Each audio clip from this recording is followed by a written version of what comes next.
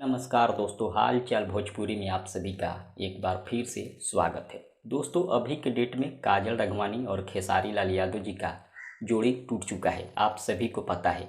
लेकिन अभी भी पब्लिक के बीच काजल खेसारी का कोई भी वीडियो को बहुत ही ज़्यादा शेयर किया जाता है और प्यार दुलार दिया जाता है।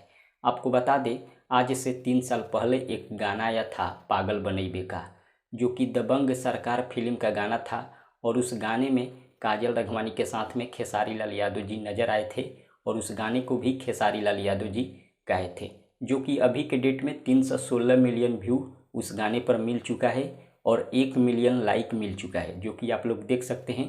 एक नया इतिहास बन गया है काजल खेसारी के इस गाने के साथ, और ज़बरदस्त गाना है। जो लोग भी अभी तक इस गाने को नहीं सुने हैं, एक बार जाकर ज़रूर सुनिए। जी म्यूजिक भोजपुरी पर इस गाने को रिलीज़ किया गया था और अपलोड किया गया था। आप लोग जाकर सुनिए। फिलहाल इतना ही, मिलते अगले वीडियो में। धन्यवाद।